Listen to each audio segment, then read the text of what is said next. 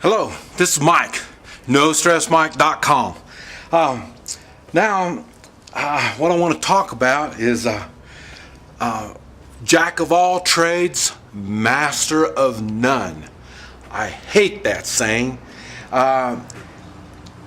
What it is, it comes across, at least to me, it comes across as if you can't master something, you don't attempt to do it. Or if something is too difficult, you're working on something and it's too difficult and you're unable to master it, then you give up. That's what it comes across to me. That, and also when someone looks at you and they see, well, you aren't a master of this particular skill, then you're not worth listening to. That's why I really hate that saying. But I'll tell you, few, and I'm trying to think of any, because I really don't know of any, but I'm sure there's exception to the rule. There is very few people that are complete masters in a particular knowledge. Now, the reason I say that is I've seen people that are really, really good, and I've seen people that are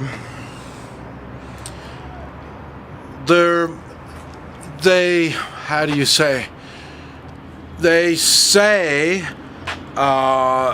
they are a master, or they got certifications saying that they are a master of whatever. And even that, even if they have the certification of being a master, I have seen people that are better than them. So in other words, master doesn't necessarily mean that you are the best in the world. The master says that you are highly talented in this particular area. Now, you want to keep that in mind. It's being a master in something is a goal. It's not necessarily something that you have to reach this goal to become a master of it. That's what I talk about in the three-man militia. You have a particular skill. Even though you may not be a master in that particular skill, you can still share that with others. You can share that skill, what knowledge you know of it, share it with others. Because the lack of knowledge, not necessarily being a master of it, but the lack of not having any practical knowledge in a particular subject is enough where you could lose life. And the reason I say it like that is I'm not a master mechanic, but I know somewhat of mechanicking. I've got some particular skills, enough that hopefully when my car breaks down and I'm out in the Mexican desert somewhere, I'm able to get my car functioning enough where at least I won't die. Now, I admit that's an extreme example, but in my world, that is a realistic example. I am not a master. Now, see, when I look at a master, I came from the Oriental world. Like I say, I'm half Chinese.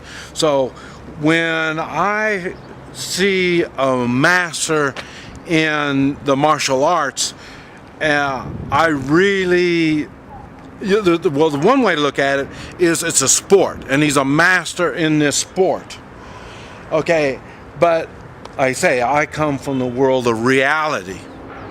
So if someone, he may not have the credentials saying that he's a master, but in the street, this person can stay alive. And that is enough that I would appreciate whatever knowledge he could share. And that's basically the way I try to project to others. Not so much I'm a master in something, but like I say, I've got information that could better your life. And I seek that from others. Like I say, I make a lot of friends, all different levels of life. You know, some really poor people to some really rich people, people that are into business, really good in business, they've done well, and then other people that work and business has nothing to do with their life. Down here, I say with the weather the way it is, these people, some of the people just need to learn to live. Like I say, I go out in the jungle. Maybe I need to make more videos when it comes to the jungle, living out in the jungle. Oh, that's why when I'm out in the jungle, I don't have all the video equipment. I don't have battery life. I don't have any of this type of stuff.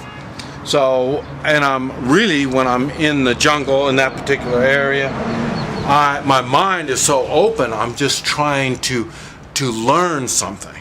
I'm not looking about how to make videos on whatever it is. I'm like a sponge. I'm soaking up so much stuff. There's so much new stuff to me. And so, in other words, and it doesn't make me a master, but it does give me an advantage over many.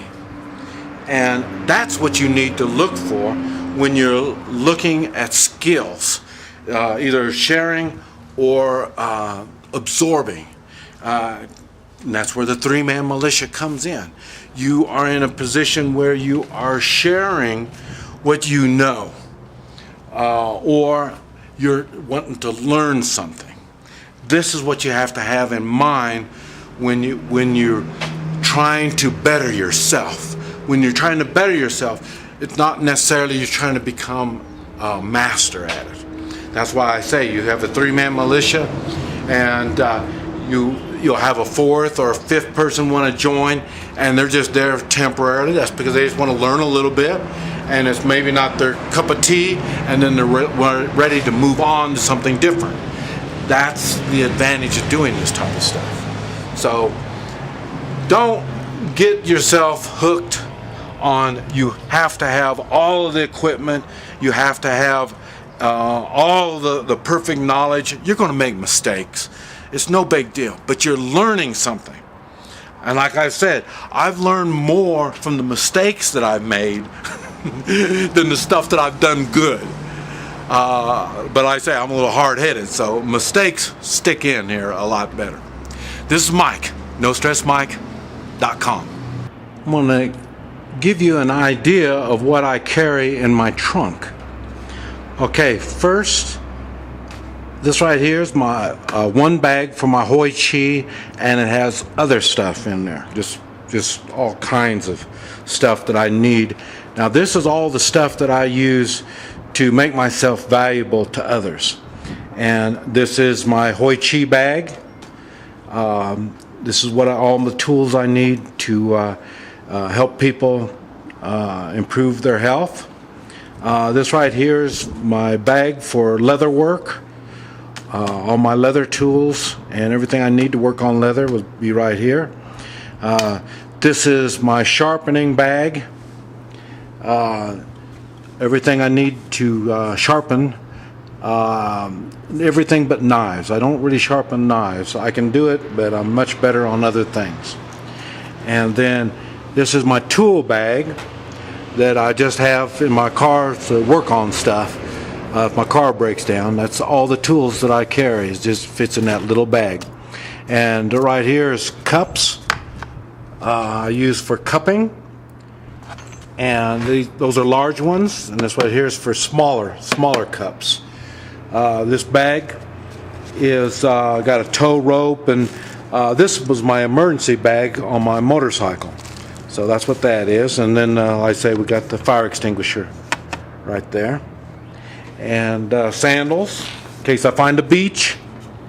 And that's basically the kind of stuff that I carry in my trunk. Okay, this is my leather bag. This is what I use to work on leather products. This is the bag that I carry, and I got some leather, different kinds of leather inside there, and some scrap leather, and then I have my leather working tools. Well, there's my tools right here, and these are various snaps and just all kinds of little things that I need to do my leather work. And then I just got this thing, and that's so I can start sewing. I'll be able to sew leather and stuff like that. Magnets. You always need magnets, so I got some extra magnets.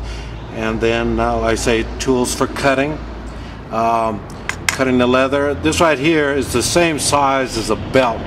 It's 1.5 inches wide, so then I can just whack it and then cut my slots for a belt in leather. And I use this. I can repair leather stuff, or I can make things. And but this is the kind of stuff that I use, and it's very inexpensive. It's taken me years of accumulating just a little this and little that. There's stuff that's better than this, but all I need is just enough to do the job. Okay, I do sharpening.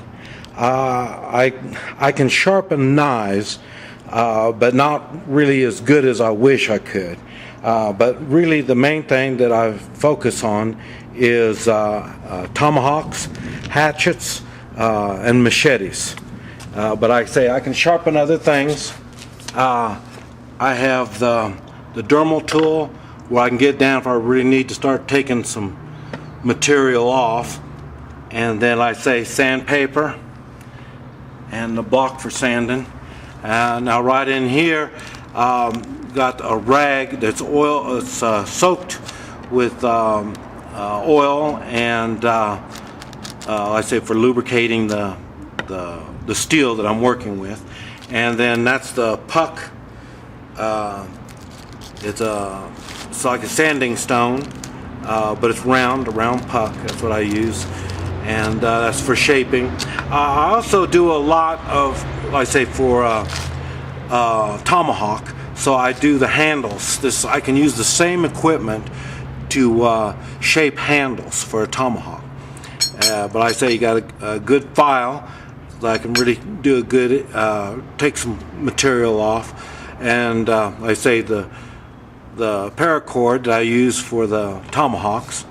And then this would be, I got sandpaper, real fine, 600 sandpaper.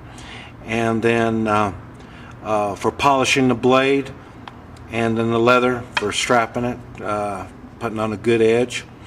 And this is just a styrofoam sanding block. I can kind of do some fine work with that, and it all fits in the bag.